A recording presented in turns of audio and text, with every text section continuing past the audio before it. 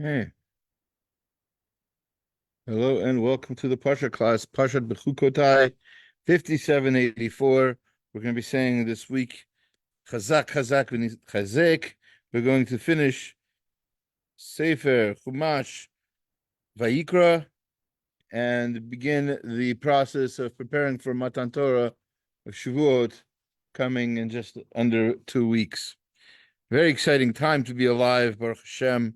See lots of miracles happening in the world. You should only continue to see great things. The Parsha is most famous for the rebuke given by Moshe on behalf of Hashem to the Jewish people. They are told that if they follow the mitzvot, good things will happen. If they do not follow the mitzvot, in quite some graphic detail, very, very, very bad things are going to happen.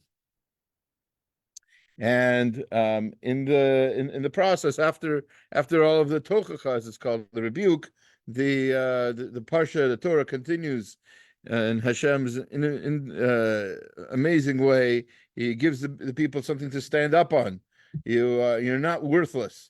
You are worth something. The whole concept of erechin, of evaluations of what people are worth in terms of money, in case they want to say, I want to give my value to the Beit HaMikdash, to how much money is that?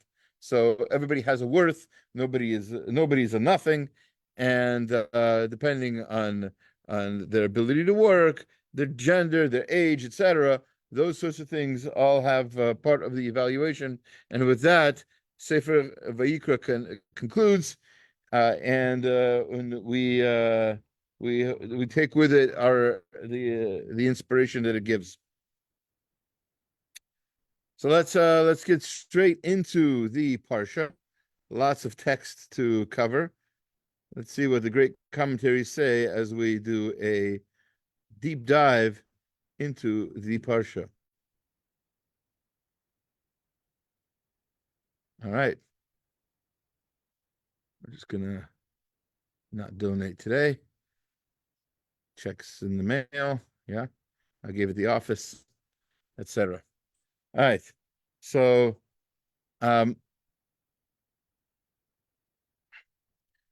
parsha gets its name from this phrase, Im bechukotai telechu, vet mitzvotai tishmuru, va'asitem otam. Hashem promises a series of blessings if you would only do these things, whatever they are.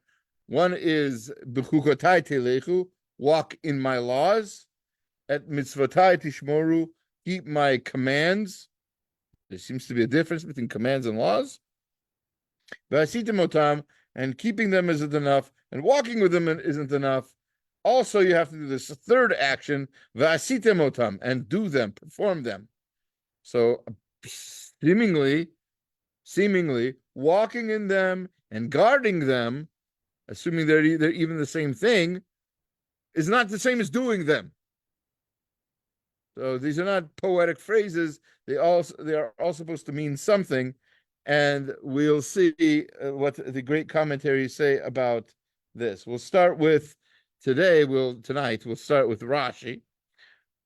We've never really, I don't think we've ever really spent time in previous years dealing with this Rashi. We'll see that as things will continue in the class, some of the topics that we'll discuss today we've discussed in the past in previous classes.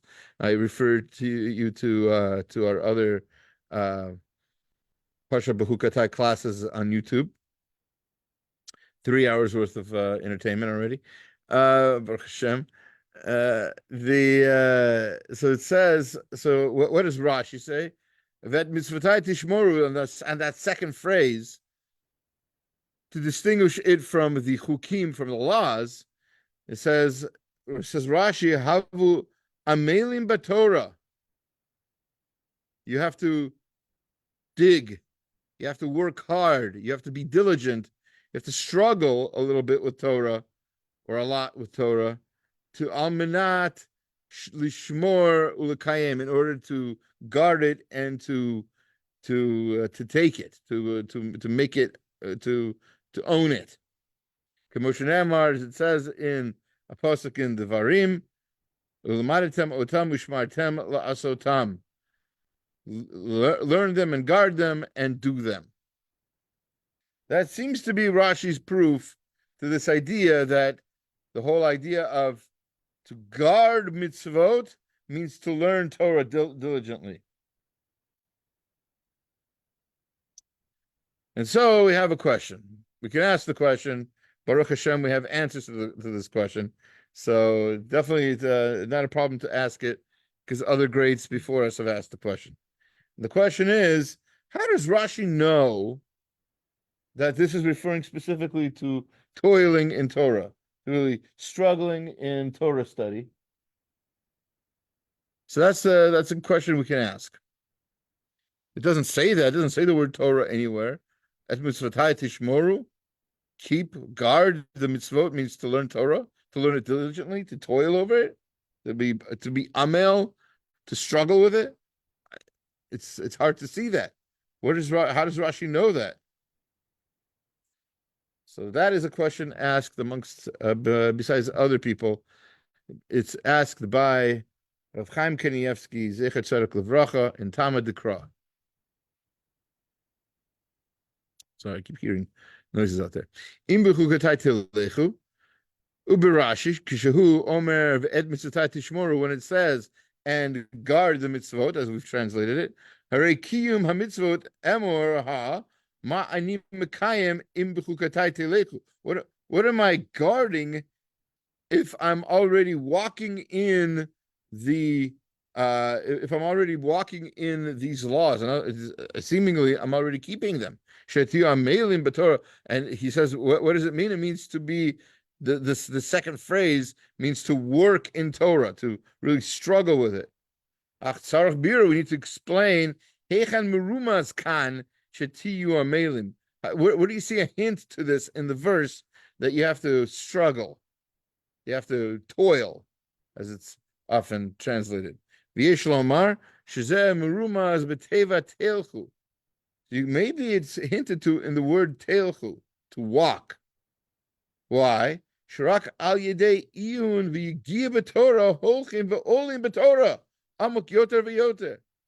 only way to really succeed in Torah and to grow from step to step to step is to struggle, to work hard on it, to be confused and to not give up and to look at other places and try to figure it out. And then when that light bulb turns on and you finally understood the topic that you were struggling with, the Shver Rambam or the difficult Rambam or the Tosfot or just even a Rashi, or even just struggling with remembering the difference between a tet and a mem, or whatever it is, whatever basic level or whatever more difficult level you're struggling with, struggling and then accomplishing is the only way to move forward. That's what Rav Chaim says, and he should know, because as he famously learned nonstop, right, 20 hours a day or whatever it was, and he knew what it meant to really toil and work hard at Torah. Torah, even though it might have come easily for him, or let's say come more easily, more naturally than many of us, nevertheless, he had to work hard at it. And that's what it means, teilchu, you walk, right? What is walking? It's getting from point A to point B. It's to travel. It's to move. You're not going to move in Torah unless you're working at Torah. So by the Torah using that word, by using that verb of walking, of traveling, of moving, that in and of itself is a hint, says Rav Chaim, to the idea that you have to work in Torah, you have to struggle with it in order to progress. Okay. In previous years, we've gone little bit by little bit into the commentary of the Orach Chaim on this verse.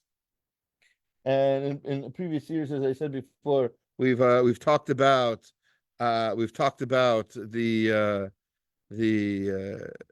story, famous story about how he was in self-exile And there's this whole incident where a rabbi was quoting him, and they didn't know that he was in the audience, and he was making fun of the Or HaChaim, and to make a long story short, you'll have to look at I think the first time we mentioned the Or HaChaim 3 years ago, I think I went into quite some depth into the story.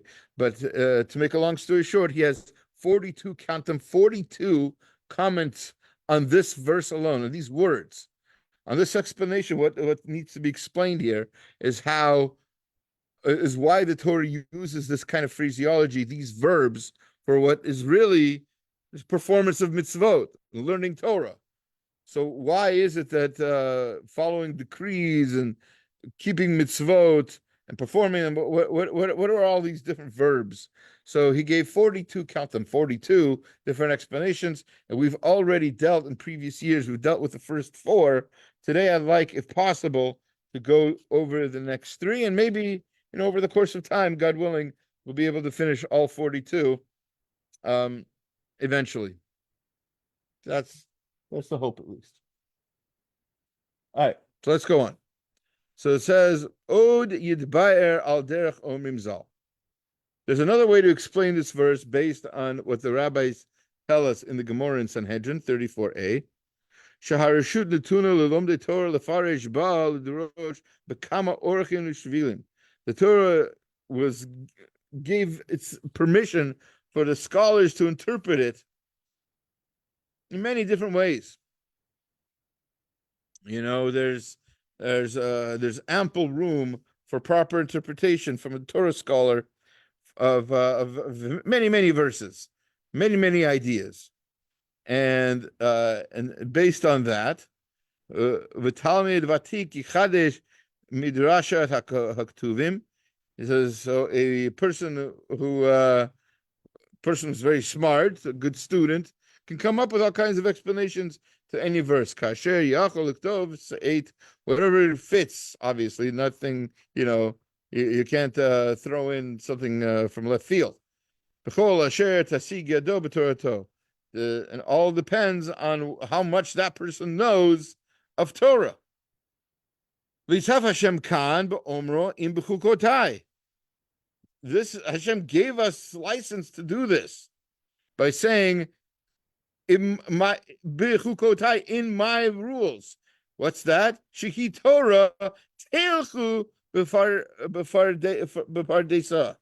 So go with Torah into Pardes. Pardes, which means a field, is also a hint to the different levels of Torah study. Pardes, the pay in Pardes stands for pshat. It's a simple explanation. The reish in Pardes stands for remez, the hints in the Torah, the little allusions and etc. The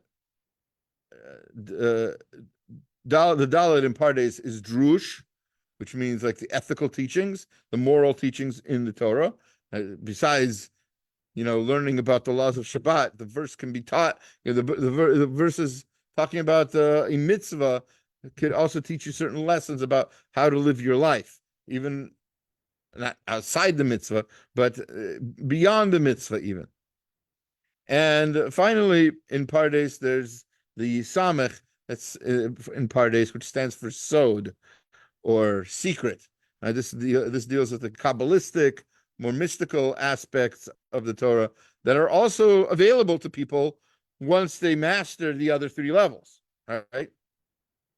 Once a person understands the black and white text, the pshat, and once they understand the hints and allusions in the Torah to other concepts throughout the written and oral Torah, and once they understand how they're supposed to behave, and they actually do behave in the proper way with those ethical teachings, then they can perhaps get the gift of sod, where they'll understand the more mystical, mysterious parts of the Torah.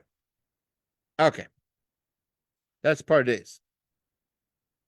And so the Or HaChaim here is alluding to the fact that walking with Torah means walking through this field. In In other words, growing in Torah and then being able to interpret things on deeper and deeper levels of allegory and such. Right? Right. Tanai davar et mitzvotai. It is on. It's obviously it's Tanai. It's hanging on. It's based on the idea that you're going to keep the mitzvot. We're not talking about people who are going to misinterpret or reinterpret Torah. They're going to reconstruct Torah in some way not intended by its holy author, by H-Shem.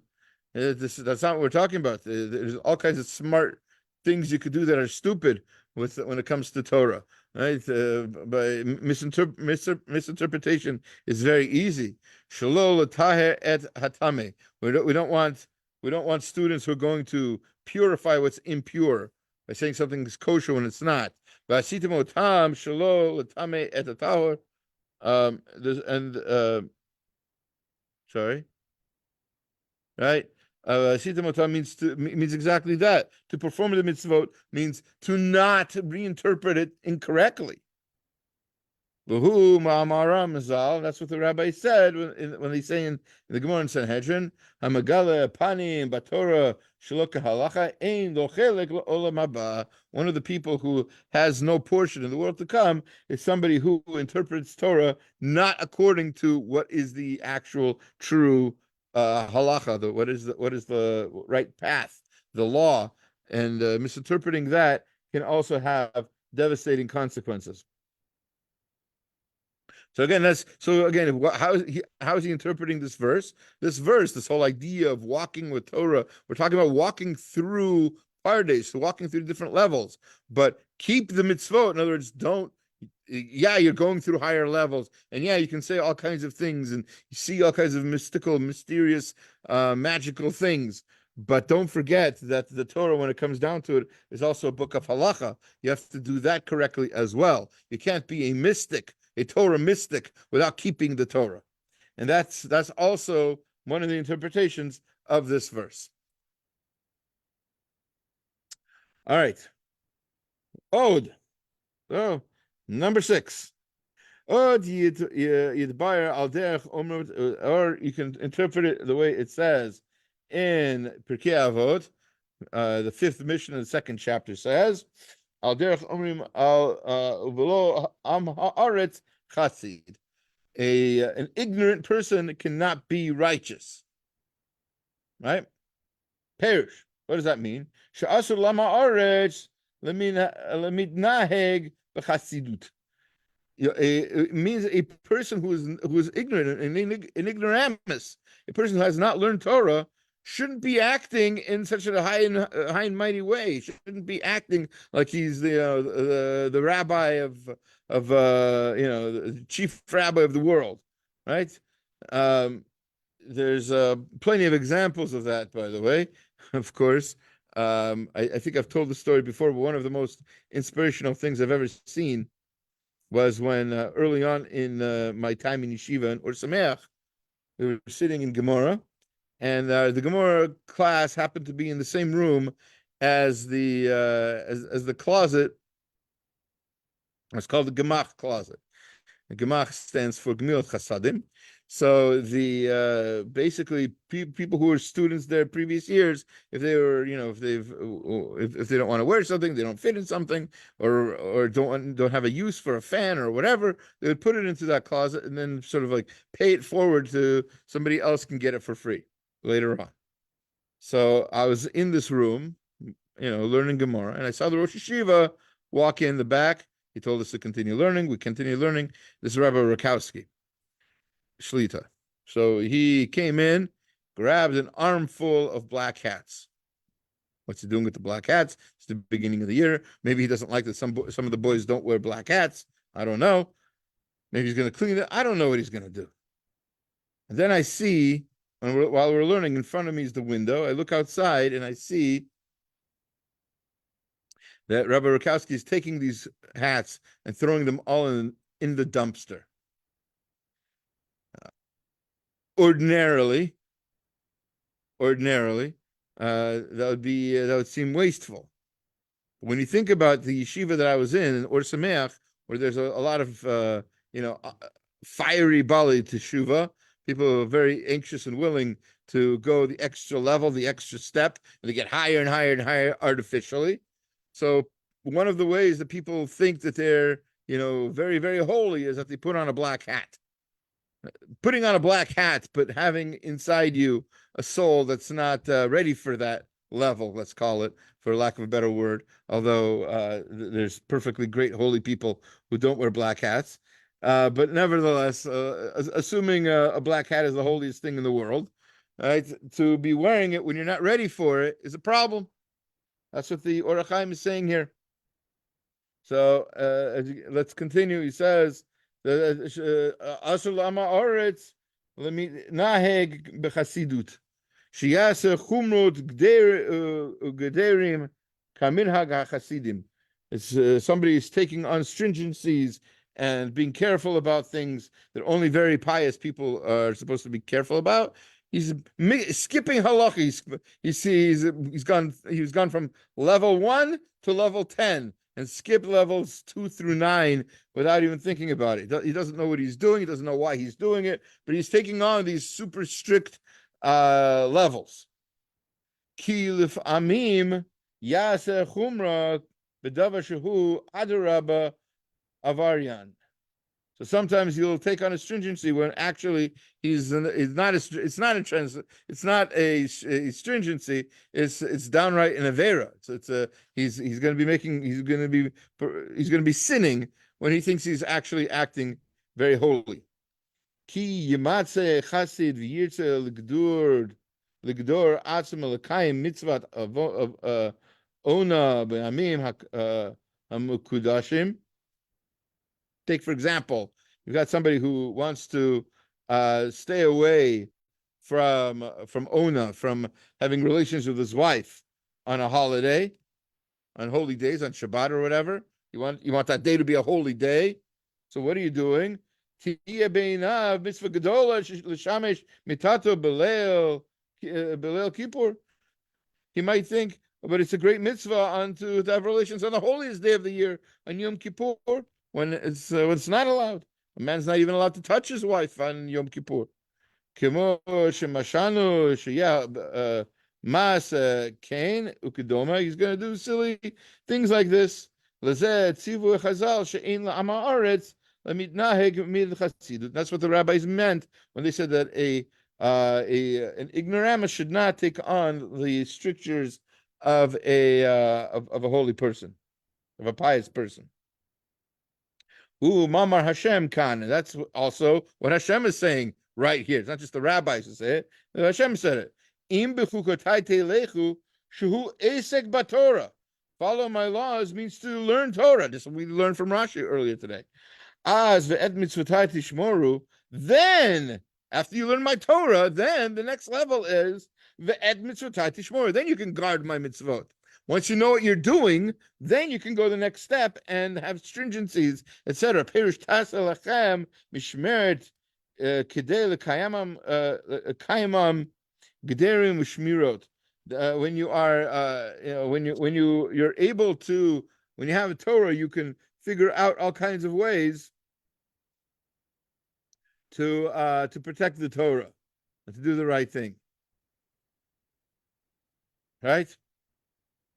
If you don't study Torah, what are you going to do? You're going to do the opposite, right?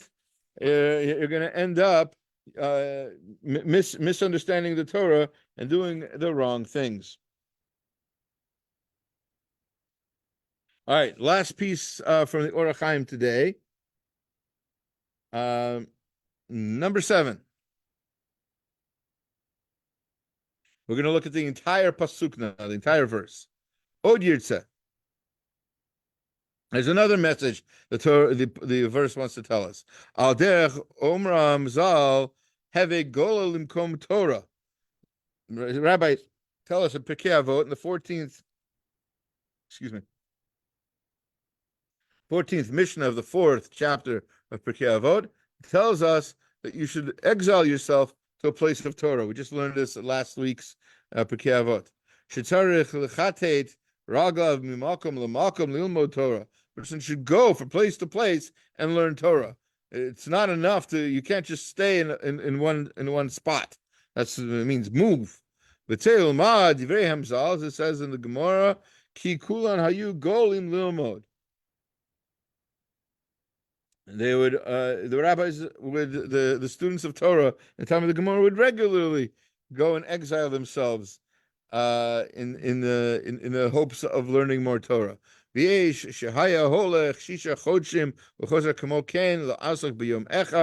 was one person, one scholar mentions the Gemara in the Chagiga, who went for 6 months going back and forth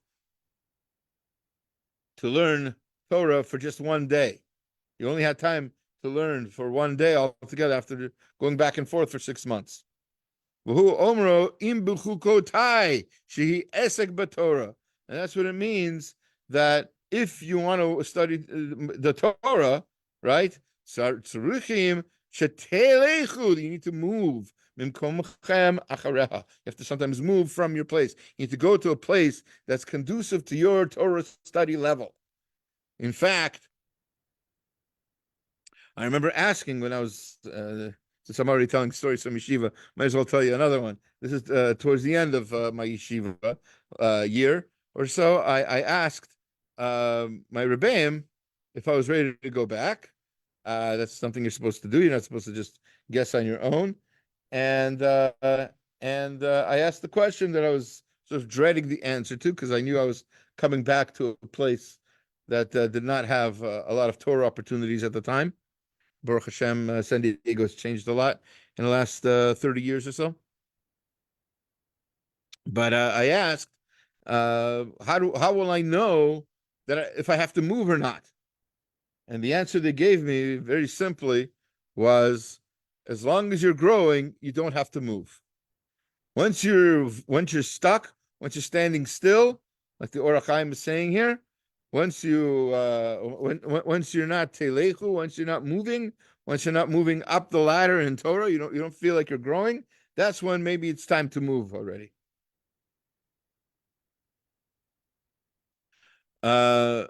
So let's it's not the entire what we have here from in our source sheet is not everything that the Orach Chaim writes here on number 7, but we'll have, I think, basically the basic idea.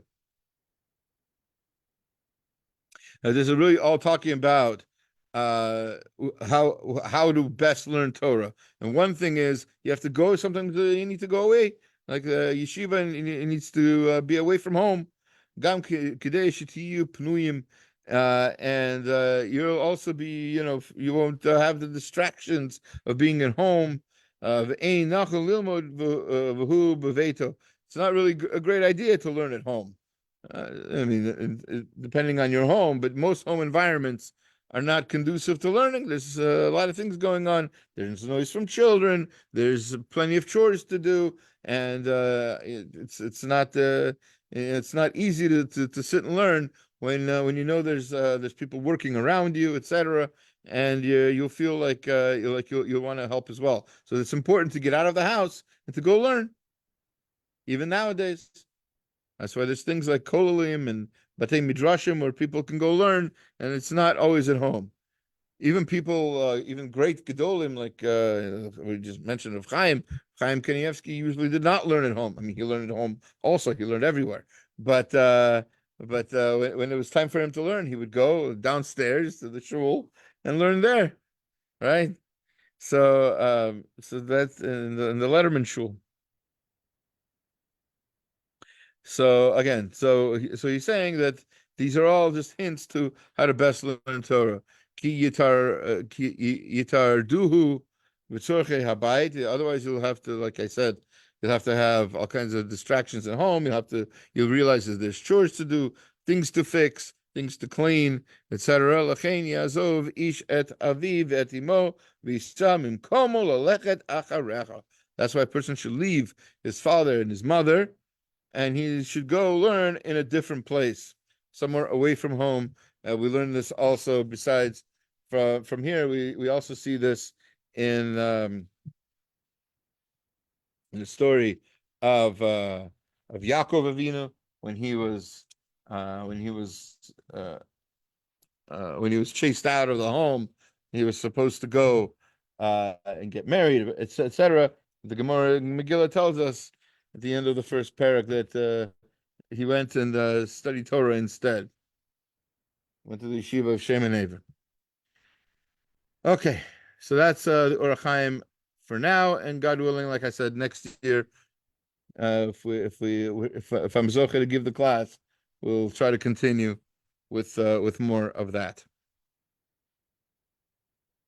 Okay.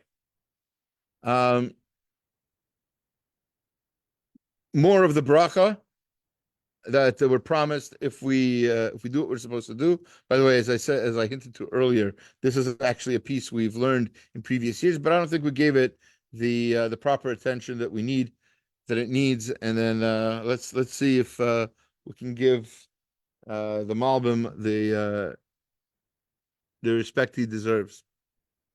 Okay, chapter 26, verse 4. That's the whole next verse. Let's slow down. All right. So it says, what's going to happen if you follow the mitzvot, follow the Torah, etc., toil in Torah, learn Torah properly? What's going to happen? The rains will come in their times. The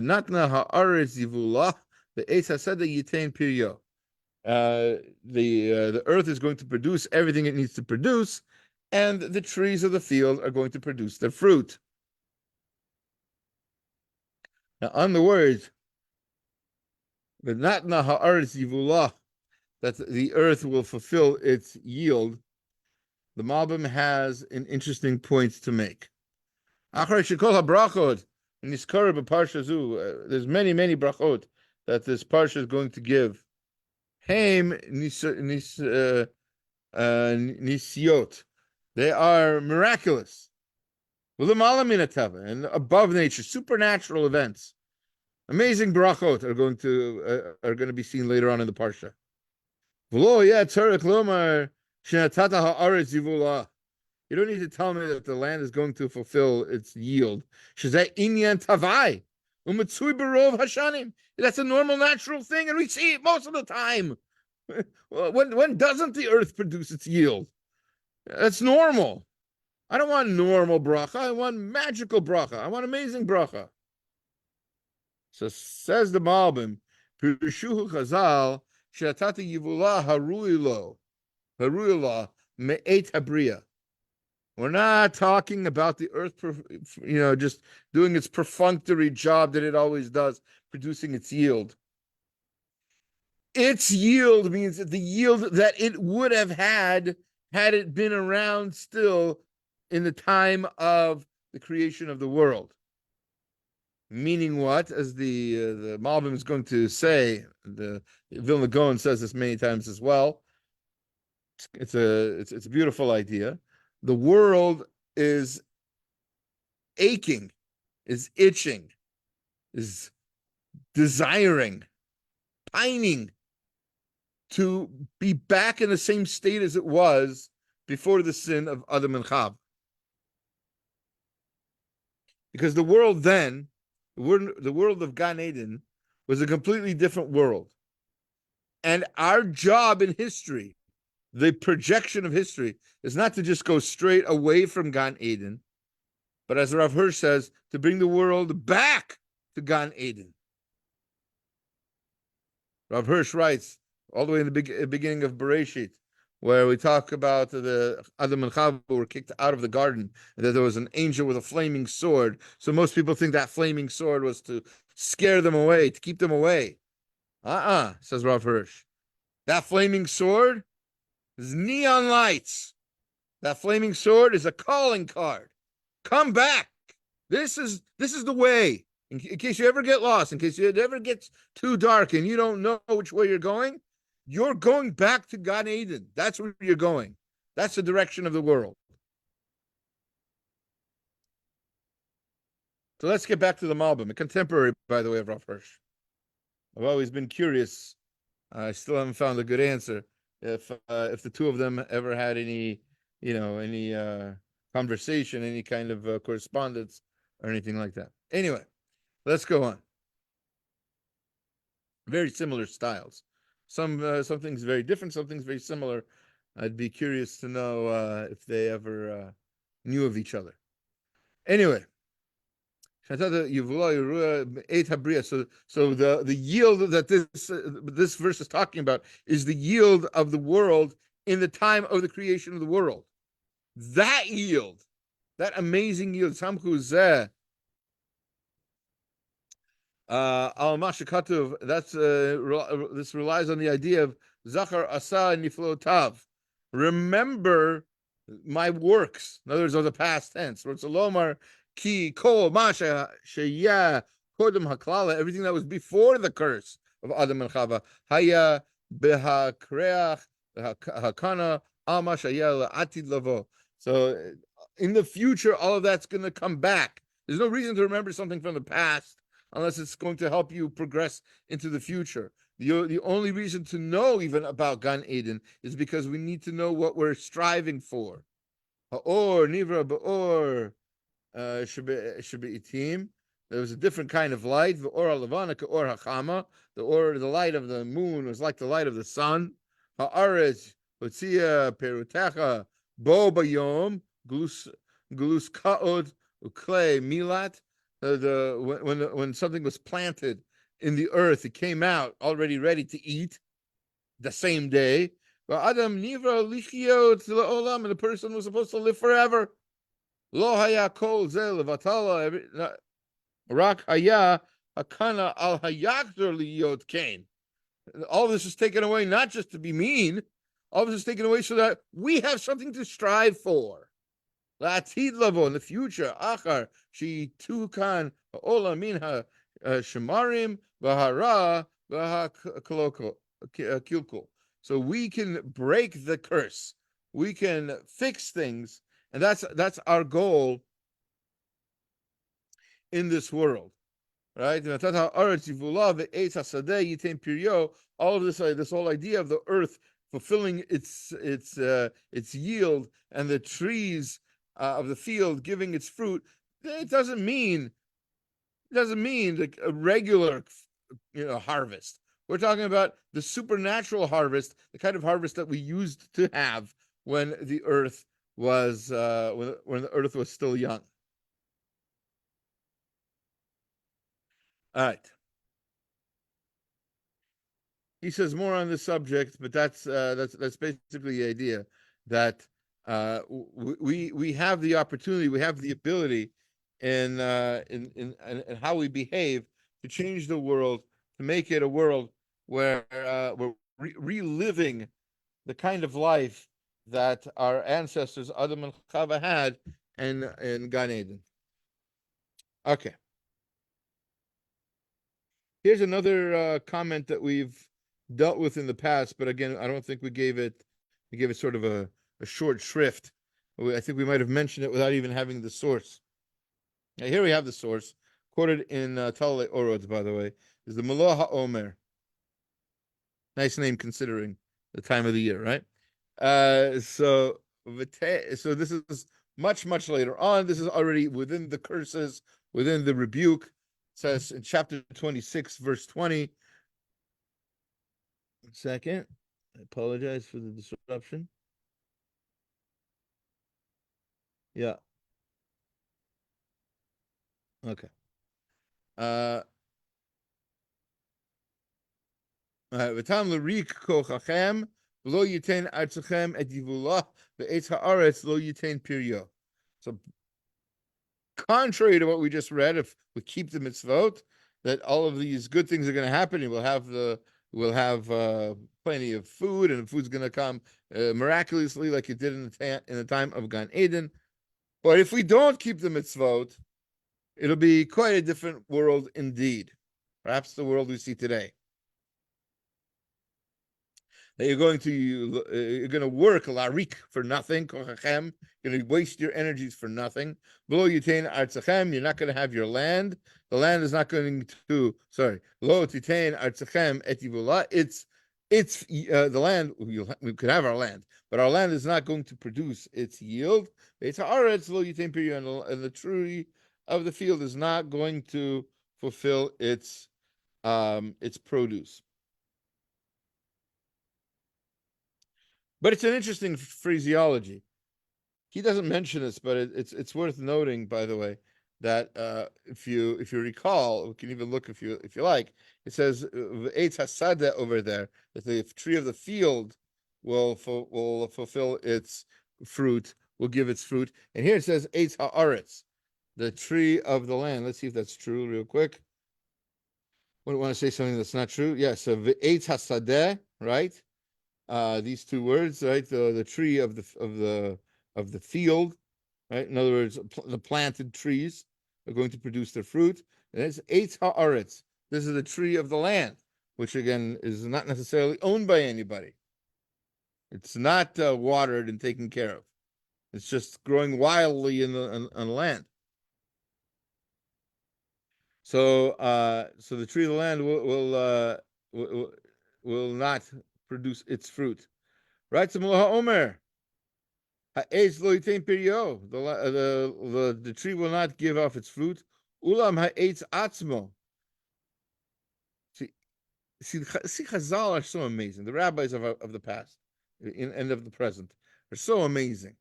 They can see even in the most negative thing. We're not going to have food to eat. Rabbi, wake up. There's not going to be any food to eat. What do you have to say about that? Not a big deal. Why? Don't worry.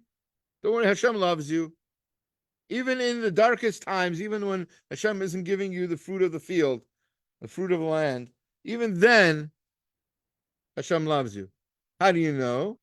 Because the verse says, look, ha'etz lo yitain piryo, that the fruit, the tree will not give its fruit. Ulam ha'etz atzmo, the tree itself. Alav anafav, but what about its leaves? Yam shichu legadol karagil, kemayim kiyamim yamima. So they're still going to grow, and they're still going to be all over the place. V'siba yesh ledavar, and this is a great comfort that is being taught to us. Im gam ha'etz atzmo yafke. So if only the fruit itself, the tree itself, that would have been attacked by some sort of, I don't know, disease or something. Yitlu et hadavar b'seva tvit. Then you could say that there's a natural disease going around. The trees are not going to be able to do anything. But surat v'chadai, it's suffering. V'lo yishimu el libam shezehu onesh min hashamayim. If that were the case, you wouldn't know that this is a punishment from Shemayim. You'll just say it's normal, it's natural, things get sick. People get colds. Trees die. That's normal. But here, you need to know that this is Mina Shemayim, al darkam hara, because of our bad behavior. Our behavior led to this. And this is not a strange occurrence. This is happening because of a reason that we can change. If that were to happen, we wouldn't know that we can come back onto the good path. And so this allows, writes the Meloha Omer, this kind of punishment being the way that it is, that there's trees all over the place, but they're not giving off fruit. Perhaps there's a great lesson to be learned here. And maybe the lesson is that we can still grow and we can still do things, because the disease of this tree, the sickness of this tree, is not an accident. It's not a just chance occurrence. This is happening because Hashem is displeased with us, and we can change that by pleasing Him, by doing the right behavior, by being the good people that we can be. All right. Baruch Hashem. This last piece today.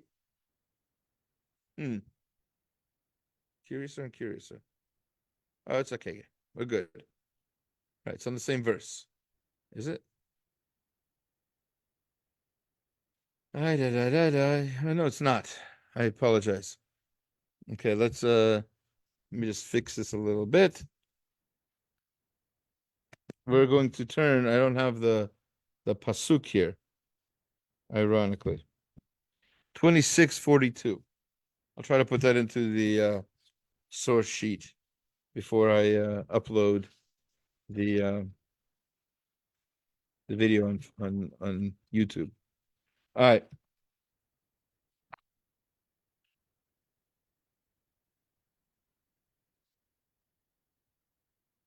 26:42. Famous verse towards the end of the Tochacha. Suddenly, before we lose all hope, Hashem tells us, don't worry, v'zacharti, and I will remember at Briti Yaakov, the covenant with Yaakov, v'af et Briti Yitzchak, and the covenant with Yitzchak, v'af et Briti Avraham Eskor, and the covenant with Avraham, I will remember, v'ha'aretz Eskor, and I will remember the land. Many commentaries deal with this, and we've spoken about this in previous years. The order is strange. Always Avram, Yitzchak, Yaakov, Avram, Yitzchak, Yaakov, Avram, Yitzchak, Yaakov. Shmona Esrei, Elokei Avraham, Elokei Yitzchak, Elokei Yaakov. Right? It's always that order, always in chronological order. Why here are we going backwards? I'm going to remember my covenant with Yaakov, my covenant with Yitzchak, my covenant with Avram, all backwards. What's going on? So there's a Gemara. It doesn't really seem relevant to what we're learning here at all. Happens to be it uses as its reference a lot of verses from last week's parsha, Bahar, and there's a braita. It's Tashma. Come and listen. Ma Talmud Lomar Yigalenu. Why does the Torah tell you that if somebody had to sell himself into slavery to a non-Jew, Yigalenu, you shall redeem him. Yigalenu, shalosh pamim. It says 3 times in 2 verses the word you shall redeem him. L'rabot kol hagolot v'haniglaot keseder hazeh. This teaches you that there's an order. And what's the order? What kind of order can there be to redeeming somebody who sold himself into slavery? My love, bate arechoma be'eved ivri shenimkar el Yisrael. So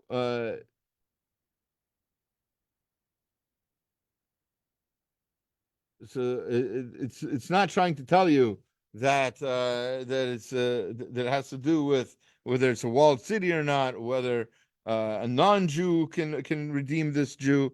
No, la. Bate chatzerim uzdei achuza. Bate chatzerim behedya k'tiv v'hu al sedei ha'aretz yichashev. But it says Amar Rav Yitzchak Rav Nachman Bar Yitzchak. You know what the order is that this is teaching you? Karov kodem. The one who's closest is the one who should redeem. That's the seder. That's the order.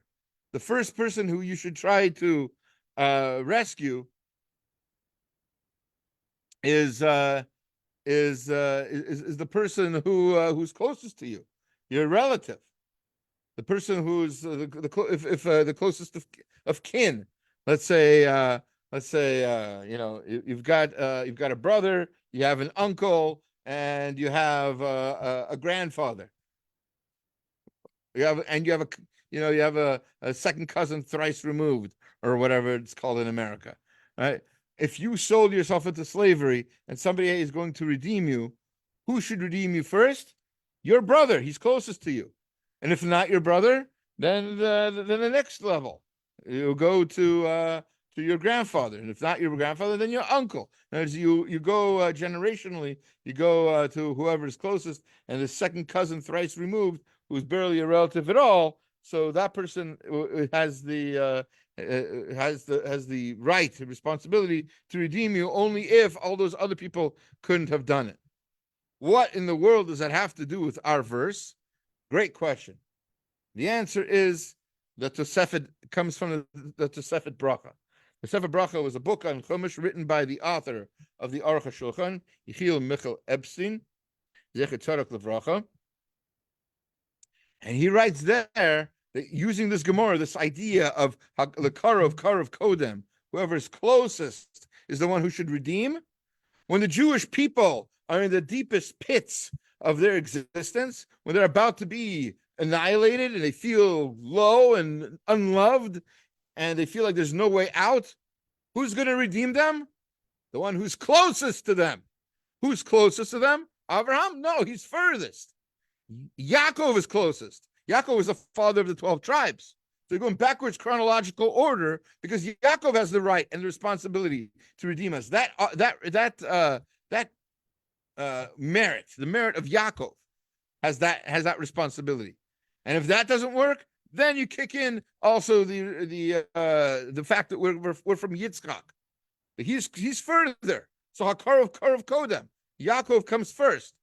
He has the responsibility to redeem us. If he doesn't do it, if his merits aren't enough, however that's possible, then Yitzchak's merits kick in. And if that's not enough, then Abraham's merits kick in. And if that's not enough, the land, the earth's merits will kick in. And we all go in backwards chronological order because whoever's closest is the person or with the responsibility to redeem the captive. And here we are, captive as we are in galut, in exile, and we really have to pray that the merits of our forefathers bring us all back to Matan Torah and to Eretz Yisrael, and so we can live the life of Gan Eden, and the world can live to be supernatural again. Thank you very much. Have a Shabbat Shalom.